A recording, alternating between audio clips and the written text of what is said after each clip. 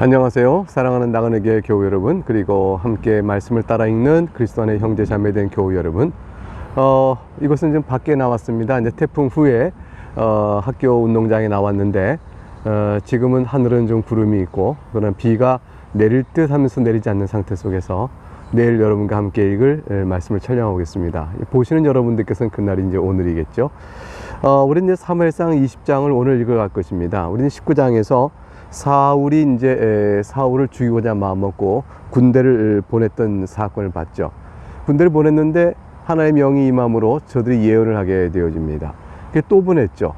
또 같은 결과 나오고 또 보냈으나 같은 결과 나왔습니다. 결국 세 차례 군대를 보낸 것이 무위로 돌아가자 사울이 직접 자기가 다윗을 잡으러 갔지만 사울 자신도 예언을 하게 되어지는 그런 장면을 이제 우리가 19장에서 살폈습니다.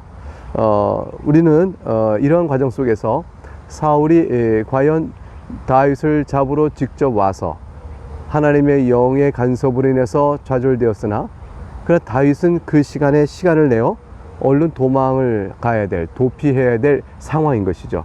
사울이 뜻을 바꾸었다는 뜻이 아니니까. 결국 이런 상황 속에서 이제 우리가 보는 오늘 사무엘상 20장에서는 다윗의 도피의 과정 속에서 요나단과의 그 아름다운 우정의 언약과 또 이별의 슬픔, 이 내용이 오늘 살펴보는 내용의 중심이 되겠습니다. 1절부터 보죠. 다윗이 라마 나옳에서 도망하여 요나단에게 이르되 내가 무엇을 하였으며 내 죄악이 무엇이며 너의 아버지 앞에서 내 죄가 무엇이기에 그가 내 생명을 찾느냐. 다윗은 자기를 잡으러 온 사울을 피하여 요나단에게 갑니다. 요나단이 자신의 생명을 구원해 줄 수 있을 것이라 믿고 또 간 것이 아니고 요나단에게 자신의 억울함을 호소하여 자신의 이제 생명이 위협되는 상황 속에서 어떤 형태로인가 도움을 좀 얻기 위해서 요나단을 찾아가게 된 것이죠. 사울을 피하여 사무엘에게로 간 다윗, 그러나 사무엘이 있는 라마까지 찾아온 사울, 여기서 이제 다윗이 자기의 억울한 형편을 호소할 사람은 결국 자신과 우정을 나눴던 요나단밖에 없는 거죠. 그래서 이스라엘 가운데서 자신의 몸을 의탁하거나 자기 사정을 앓을 이 땅에 있는 사람들 가운데 요나단밖에 없었던 거예요. 결국 이제 다윗이 요나단을 찾아가서 억울함을 호소합니다. 내 죄가 도대체 무엇이냐? 어찌하여 내 생명을 사울이 찾느냐? 요나단이 답합니다. 2절 그에게 이르되 결코 아니라 네가 죽지 아니하리라. 내 아버지께서 크고 작은 일을 내게 알리지 아니하고는 행하지 아니하나니 내 아버지께서 어찌하여 이 일은 내게 숨기리요 그렇지 아니하리라. 이렇게 했어요. 그러니까 사울의 하는 일은 내가 다 한다. 그러니 만일 너를 죽이고자 한다면 내가 너를 보호하여 그런 일이 없게 하도록 하겠다. 그렇지 아니하리라. 그러니까 내가 너를 지켜주겠다 라고 말하죠. 그러나 사실 요나단은 사울이 라마에까지 찾아와 다윗을 죽이려 한 상황까지 모든 일을 다 알지 못했습니다. 다윗은 상황을 보니까 사울이 요나단에게 다 일일이 말하지 않을 가능성을 염두에 두게 됩니다. 3절 다윗이 또 맹세하여 이르되 내가 너에게 은혜 받은 줄 너의 아버지께서 밝히 알고 스스로 이르기를 요나단이 슬퍼할까 두려운즉 그에게 이것을 알리지 아니하리라 하매니라. 그러므로 진실로 여호와의 살아계신과 너의 생명을 두고 맹세하노니 나와 죽음의 사이는 한 걸음뿐이니라. 다윗은 굉장히 지금 마음이 급해졌습니다. 이게 긴박하고 결코 요나단의 그 말에 믿고 안도하여 있을 틈이 없는 거죠. 이스라엘로 다시 돌아갈 틈이 없는 거예요. 어떻게든지 사울이 자기를 잡을 것 생각하고 몸을 이제 피해야 될 상황이란 긴박성을 좀 호소합니다. 사울이 요나단과 다윗의 사이를 알고 요나단에게 말하지 않을 수 있다는 거죠. 다윗을 잡으면 요나단이 매우 언짢고 또 슬플 것이라 했으니까 감정적으로 분하게 느껴질 것이기 때문에 결국 사울이 너에게 알리지 않은 채 이 일을 할 것이다. 이건 나는 죽음이 바로 임박해 있다 라고 말합니다. 그러자 요나단이 4절에 이렇게 말합니다. 다윗에게 이르되 네 마음의 소원이 무엇이든지 내가 너를 위하여 그것을 이루리라. 그래 만일 정말로 아버지 사울이 왕이 내게도 알리지 않고 너를 죽이려 한다는 것을 염려한다면 그럼 내가 어떻게 하면 좋겠니? 어떻게 하면 좋을까? 그게 이제 네 마음의 소원이 무엇인 내가 너를 위하여 그것을 하리란 말씀의 뜻입니다. 말의 뜻이죠. 내가 어떻게 하면 좋겠는가? 5절 다윗이 요나단에게 이르되 내일은 초하루인즉 내가 마땅히 왕을 모시고 앉아 식사를 하여 할 것이나 나를 보내어 셋째 날 저녁까지 들에 숨게 하고 6절 내 아버지께서 만일 나에 대하여 자세히 묻거든 그때 너는 말하기를 다윗이 자기 성읍 베들레헴으로 급히 가기를 내게 허락하라 간청하였사오니 이는 온 가족을 위하여 거기서 매년제를 드릴 때가 되민이다 하라. 7절 그의 말이 좋다 하면 너의 종 내가 평안하려니와 그가 만일 노하면 나를 해하려고 결심한 줄을 알지니. 8절 그런즉 바라건대 너의 종에게 즉 다윗에게 인자하게 행하라. 네가 너의 종에게 여호와 앞에서 너와 맹약하게 하였음이니라. 그러나 내게 죄악이 있으면 네가 친히 나를 죽이라. 나를 너의 아버지에게로 데려갈 이유가 무엇이냐 하니라. 다윗이 차근차근 한해 사울의 마음의 속들을 알 수 있는 방법을 알려줍니다. 그러니까 자신이 사울의 곁을 물러나 있을 때 그때 사울이 나를 죽이고자 했다면 잠시 틈을 보이는 이 부재 상황을 견디지 못할 거라는 것이죠. 왜냐하면 혹시라도 다윗이 멀리 도망하여 사울이 다윗을 제거할 기회를 잃어버릴 것 같은 생각 때문에 자신이 가정사정상 며칠간의 그 자리를 비는 것 자체를 사울은 노하여 기회를 잃어버릴까 봐 노할 것이라는 것이죠. 그러니까 그 자체가 다윗에 대한 이해가 어떤가를 그냥 극명하게 보여줄 것이므로 요나단에게 그 사정을 알려 그렇게 꾀를 짭니다. 기회를 이렇게 판가할 수 있는 기회를 말합니다. 그리고 이제 요나단이 부탁하죠. 너와 내가 여호와 앞에서 맹약하여 나에게 죄가 있다면 네가 차라리 나를 죽이라. 너의 아버지께 가서 끌려가 죽을 이유가 없다. 자기 무죄를 호소하고 도와줄 걸 청합니다. 9절에 요나단의 반응이 이렇지요. 이 일이 결코 너에게 일어나지 아니하리라.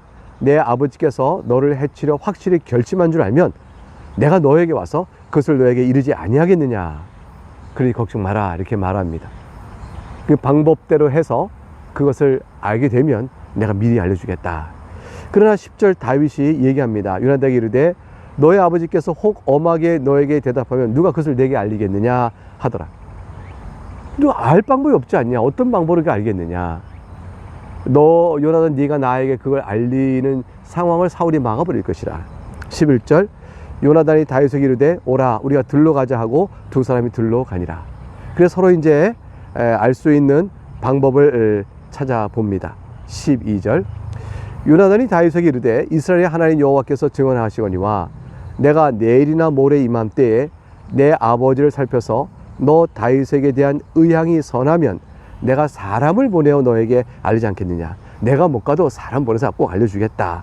13절 그러나 만일 내 아버지께서 너를 해치려 하는데도 내가 이 일을 너에게 알려주어 너를 보내어 평안히 가게 하지 아니하면 여호와께서 나 요나단에게 벌을 내리시고 또 내리시기를 원하노라.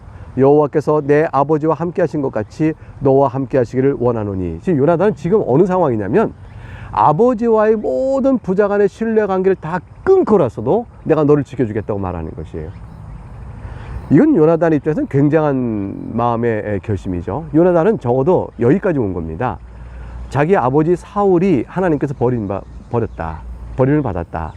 사울이 온당치 않다. 내가 아버지인 사울을 내가 버릴 수는 없지만 하나님께서 이스라엘 왕으로 사울을 버리고 다윗 너를 왕으로 세웠음을 내가 믿는다라는 데까지 마음의 생각이 들고 있는 겁니다. 그 사실을 뭘로 알냐면 13절 마지막에 여호와께서 내 아버지와 함께 하신 것 같이 너와 함께 하실 원하노다. 이 말은 참 어떻게 보면 이제 어색하게 들릴 수 있죠. 아니 요나단이 사울과 함께한 하나님이라고 말할 때 처음엔 그렇지만 나중에는 전체적으로 하나님께서 사울에게 악령을 내리시고 그리하여 그가 발작적 증세를 보이기 때문에 모든 걸 다 보면서 또 다윗을 죽이려 하는 아버지의 판단에 의문을 제기하면서 이것은 옳지 않다 이렇게 생각할 법도 하기 때문에 사실 요나단이 하나님께서 내 아버지와 함께 있다는 말을 먼저 빗대어 그렇게 너와에게 함께 있다고 말하기가 좀 어색해 보여요. 그런데 이 말은 형식적인 표현이죠. 왕권을 이양할 때 전 왕에게 당신과 함께하는 하나님이 새로 등극한 왕에게도 또한 함께하길 원합니다. 이렇게 이제 형식적인 인사를 나눠요. 이거 왕권 이양할 때 그런 식의 축복을 합니다. 지금 요나단이 사실 여기서 이렇게 말하고 있는 것이죠. 만일 내 아버지가 너를 죽이려 할 것이든 내가 너에게 알려줘 너를 평안히 가게 할 것이다. 너는 이스라엘 왕이요 훗날에 세워질 자로 내가 믿는다. 그러니 하나님께서 이스라엘 왕으로 세운 아버지에게 함께 하셨던 그 은혜를 새로 세울 왕인 너에게 함께 하길 내가 원하노라 라고 말하는 것이죠. 이것에 대한 좀 더 적극적인 이유는 14절 바로 그 다음 절에서 살펴볼 수 있어요. 너는 내가 사는 날 동안에 여호와의 인자하심을 나에게 베풀어서 나를 죽지 않게 할 뿐 아니라 15절 여호와께서 너 다윗의 대적들을 지면에서 다 끊어버리신 때에도 너는 너의 인자함을 내 집에서 영원히 끊어버리지 말라 하고 16절 이에 요나단이 다윗의 집과 언약하기를 여호와께서는 다윗의 대적을 치실지어다 하니라. 17절 다윗에 대한 요나단의 사랑이 그를 다시 맹세하게 하였으니 이는 자기 생명을 사람같이 그를 사랑함이었더라. 14절은 완전히 요나단이 다윗을 왕으로 인정하는 거죠. 내가 사는 동안에 여호와의 인자하심을 나에게 베풀어 다오. 여호와의 인자하심을 왜 다윗을 통해서 베풀어 달라고 부탁할까요? 15절은 너의 인자하심을 나의 집에서 영원히 끊어버리지 말아달라. 요나단이 자신과 자기 집안을 다윗에게 맡깁니다. 그리고 여호와의 인자하심이 다윗의 인자하심을 통하여 내려올 것을 바라봅니다. 그리고 언약을 하죠. 이렇게 말해요. 여호와께서는 다윗의 대적들을 치실 것이라. 그럼 다윗의 대적 가운데 누구도 포함될 수 있겠어요? 다윗을 죽이고자 하는 자는 바로 다윗의 대적이 되니 사울도 포함이 될 겁니다. 즉 요나단은 결심을 했어요. 하나님 편에 서기로 결정한 거죠. 다윗의 편에 서기로 결정한 것은 곧 요나단은 다윗과 함께하는 하나님을 바라보면서 요나단은 혈육의 아버지가 아니라 하나님 편에 서기로 한 것입니다. 요나단은 거의 순교적 각오를 한 거예요. 그리고 다윗에게 언약을 생명의 언약을 약속합니다. 그리고 상호 연락 방법을 이제 결정하게 돼요. 그게 18절부터 23절까지 내용입니다. 요나단이 다윗에게 이르되 내일은 초하루인즉 네 자리가 빔으로 네가 없음을 자세히 물으실 것이니라. 너는 사흘 동안에 있다가 빨리 내려가서 그 일이 있던 날에 숨었던 곳에 이르러 에셀 바위 곁에 있으라. 내가 관역을 쏘려 함같이 화살 셋을 그 바위 곁에 쏘고 아이를 보내어 가서 화살을 찾으라 하면 내가 짐짓 아이에게 이르기를 보라 화살이 내 이쪽에 있으니 가져오라 하거든 너는 돌아올지니 여호와께서 살아계심을 두고 맹세하노니 네가 평안 무사할 것이요 만일 아이에게 이르기를 보라 화살이 내 앞쪽에 있다 하거든 내 길을 가라 여호와께서 너를 보내셨습니다. 23절 너와 내가 말한 일에 대하여는 여호와께서 너와 나 사이에 영원토록 계시느니라 하니라. 화살이 내 이쪽에 있다는 말은 화살을 줍는 아이와 말하는 요나단 사이에 있다는 거예요. 그러니까 화살 주소 애가 갔는데 화살에 떨어진 곳에, 이게 요나단이 일부러 화살을 이렇게 쏘겠죠. 가까운 곳에 떨어뜨리고 먼 곳에 떨어뜨리고 이렇게 하겠죠. 그래서 화살을 주우러 간 애가 화살보다 먼어 지나쳐 좀 더 갈 때 일부러 가만히 있다가 화살이 내 이쪽에 있다라고 말하므로 요나단 사이에 있으니까 그 아이가 다시 요나단 쪽으로 돌아오게 되어집니다. 이렇게 돌아오는 모습대로 되어진 것이면 다윗 네가 내게 돌아와도 된다. 그럼 평안 무사할 것이다. 이 뜻을 담는 것이라 말했고, 반대로 화살 주는 아이가 그 앞쪽에 있다 하면 화살 주는 아이가 더 멀리 요나단부터 더 멀리 떨어져 앞으로 계속 가야 합니다. 그것은 곧 다윗으로 하여금 도망가라 라는 뜻으로 전하는 것을 의사 표현의 약속을 했습니다. 아주 지혜로운 약속을 한 것이죠. 그리고 나서 맨 마지막 23절에 여호와께서 너와 나 사이에 영원토록 계시니라. 이것은 뭐냐면 여호와께서 나 사이에 영원토록 계심으로 반드시 지킬 약속이다. 하나님 앞에서 언약을 맺은 것이다 라는 뜻이 있고, 동시에 오직 하나님만 아시는 비밀로 할 것이니 이 약속을 믿고 내가 너에게 그날에 이 행동을 할 때 내 뜻을 잘 이해하고 행동을 결정해 주면 되겠다. 이렇게 된 겁니다. 요나단과 다윗은 결국은 그런 약속까지 이루어졌어요. 요나단은 과연 아버지를 배신하지 않고 하나님 편에 서서 다윗을 생명을 건진 일에 끝까지 협조할 것인가? 과연 어떻게 할까요? 자, 24절에 다윗이 들에 숨습니다. 초하루가 되매 왕이 앉아 음식을 먹을 때에 25절 왕은 평시와 같이 벽 곁 자기 자리에 앉아 있고 요나단은 서 있고 아브넬은 사울 곁에 앉아 있고 다윗의 자리는 비었습니다. 26절 그러나 그날에는 사울이 아무 말도 하지 아니었으니 이는 생각하기를 그에게 무슨 사고가 있어 부정한가 보다 정리 부정한가 보다 하였습니다. 부정하면 그러면 이 식탁에 참석하면 다른 사람 부정하게 되니까 아마 그런가 하고 마음에 이렇게 두고 있었습니다. 다윗을 죽이고자 하였으나 기회를 보는 사울이었지만 이것은 하루 정도 그냥 여유를 갖고 지켜보게 된 거죠. 27절 이튿날 곧 그 달의 둘째 날에도 다윗의 자리가 여전히 비었으므로 사울이 그 아들 요나단에게 묻습니다. 이새의 아들이 어찌하여 어제와 오늘 직사에 나오지 아니하느냐 하니 요나단에게 물은 것은 요나단이 알만하다는 것이죠. 요나단과 다윗의 가까운 친구 사이인 것을 아는 겁니다. 28절 요나단이 사울에게 대답하되 다윗이 내게 베들레헴으로 가기를 간청하여 이르되 원하건대 나에게 가게 하라. 우리 가족이 그 성읍에서 제사할 일이 있으므로 나의 형이 내게 오기를 명령하였으니 내가 너에게 사랑을 받거든 내가 가서 내 형들을 보게 하라 하였으므로 그가 왕의 식사자리에 오지 아니었나이다 하니 요나단이 내가 허락해서 보냈습니다 라고 이제 돌려댄 것입니다. 30절 사울이 어떻게 반응을 보였을까요? 요나단에게 화를 내며 그에게 이르되 폐영부도한 계집의 소생아 네가 이새의 아들을 택한 것이 너의 수치와 너의 어미의 벌거벗은 수치됨을 내가 어찌 알지 못하랴. 사울은 요나단이 변명하고 있다는 것, 핑계대고 있다는 걸 바로 알았어요. 사울은 요나단이 다윗을 내보냈다는 걸 알았습니다. 이것은 다윗이 벌써 도피할 계획을 짠 것이고 요나단과 함께 계획을 짠 것이고 그러면 사울은 요나단의 자신을 배신한 것이며 이 사실을 다 알게 된 거죠. 그래서 사울이 진노를 하게 된 거죠. 그래서 이새의 아들 네가 택했구나. 이 말은 뭐냐면 나를 버리고 이새의 아들 택했구나. 이 훗날 사울은 알았죠. 다윗을 왕으로 세운다면 왕자인 요나단의 수치가 될 것이다. 이것을 이제 알고 화를 낸 겁니다. 31절에 그 사실을 이렇게 적나라하게 설명합니다. 이새의 아들이 땅에 사는 동안은 너와 너의 나라가 든든히 서지 못하리라. 왕권을 이어받아 네가 서지 못할 것이라 말을 하는 것이죠. 그런즉 이 사람을 보내어 그를 내게로 끌어오라. 그는 죽어야 할 자이니라 한지라. 사울은 자기의 야욕, 사심적 야욕을 지키기 위해서 하나님이 기름 부어 세운 다윗, 사무엘이 말했던 바로 그 다윗을 죽이고자 합니다. 사울은 자기 왕권을 지키기 위해 하나님 명령을 불순종하고 하나님께 저항하는 것이죠. 이게 사울의 본색이었어요. 사울은 다윗을 통해 함께 하시는 하나님을 봤고 하나님 뜻이 분명히 사무엘을 통해 드러난 대로 이루어질 것을 봤는데 끝까지 저항합니다. 32절 요나단이 뭐라고 대답할까요?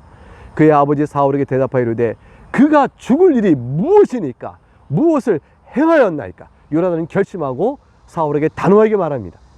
33절 사울이 요나단에게 단창을 던져 죽이려고 하니 요나단이 그의 아버지가 다윗을 죽이기로 결심한 줄을 분명히 알고 34절 심히 노하여 식탁에서 떠나고 그 달의 둘째 날에는 먹지 아니하였으니 이는 그의 아버지가 다윗을 욕되게 하였으므로 다윗을 위하여 슬퍼함이었더라. 요나단이 그날 금식합니다. 사울의 뜻을 분명히 알았으니 요나단이 마음에 격하여 아버지께 불효한 것이 아니고 사울이 하나님을 거슬리고 있다는 사실을 아는 순간 요나단은 마음에 근심하고 노하여 식탁에 떠나서 그날 종일 금식합니다. 그리고 다윗을 위하여 슬퍼합니다. 사울이 다윗을 욕되게 했으므로 사울을 위하여 슬퍼하고 아버지 어찌 그러세요?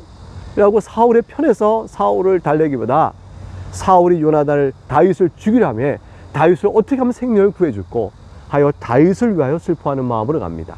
요나단은 철저히 개인적인 욕심보다는 하나님 편에 자기 모든 걸 내려놓은 참 아름답고 믿음의 사람이었습니다.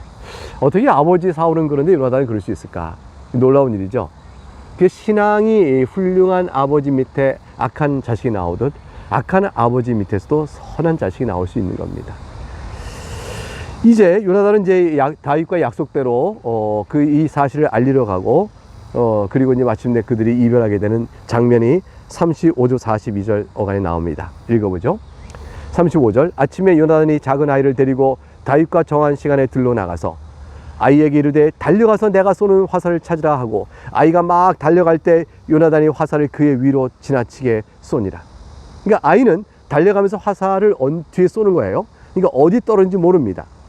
37 아이가 요나단이 쏜 화살 있는 곳에 이를 즈음에 요나단이 아이 뒤에서 외쳐 이르되 화살이 너의 앞에 있지 아니하느냐 하고 아이를 지나쳐서 탁 화살 쏜 다음에 38절 요나단이 아이 뒤에서 또 외치되 지체 말고 빨리 다름질하라 하며 요나단은 아이가 화살을 주워 그 앞으로 막 달려가 화살을 주워 가지고 주인에게 돌아왔으나 39절 그 아이는 아무것도 알지 못하고 요나단과 다윗만 그 일을 알았더라.